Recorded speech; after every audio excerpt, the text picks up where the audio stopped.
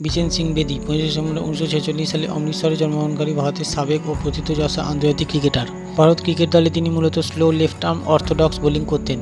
1966 থেকে 1979 সময়কালে ভারতের পক্ষে টেস্ট ক্রিকেটে অংশগ্রহণ করেন। এছাড়াও তিনি জাতীয় দলকে 22 টেস্টে নেতৃত্ব দেন। তার সময়কালেই ভারতের স্পিন জনপ্রিয়তা অর্জন করতে শুরু করে।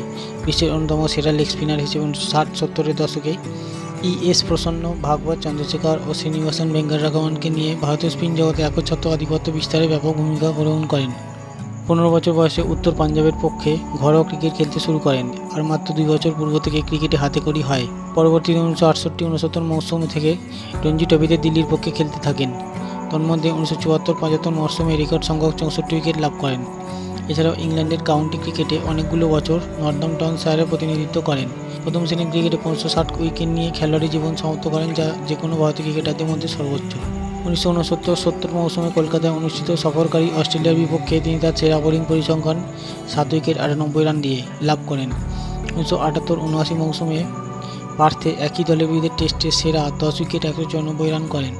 1976 সালে কানপুরে নিউজিল্যান্ডের বিরুদ্ধে অনুষ্ঠিত টেস্টে একমাত্র অর্ধশতক ও অপরাজিত 50 নট আউট রান করেন। একই মৌসুমে মনসুর আলী খান পতৌদির পরিবর্তে দলের অধিনায়ক মনোনীত করা হয়। অধিনায়ক হিসেবে 1976 সালে পোর্ট অফ স্পেনে অনুষ্ঠিত ওয়েস্ট ইন্ডিজের বিপক্ষে তৃতীয় টেস্টে প্রথম জয় পান। ওই খেলায় ভারত তৎকালীন চতুর্থ ইনিংস রেকর্ড 406 রান সংগ্রহ করে ভারতীয় স্মরণীয় জয় পায়।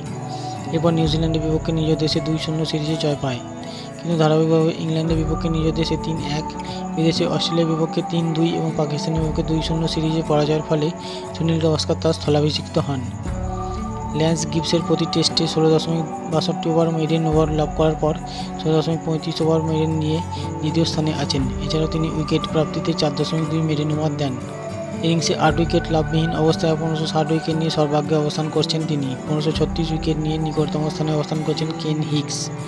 2008 সালে উইজডেন ক্রিকেটার্স অ্যালমেনাকে ঘোষণা করেন যে বেদি ক্রিকেটের ইতিহাসে সেরা 5 ক্রিকেটারের একজন, যিনি বর্ষসেরা ক্রিকেটারের খেতাব লাভে সক্ষম হননি। তিনি নিজেই পোশাক আবিষ্কার করেন, যাকে তিনি তার ভাষায় কাঁধ ও আঙুলের সেরা ব্যায়াম হিসেবে চিহ্নিত করেছে।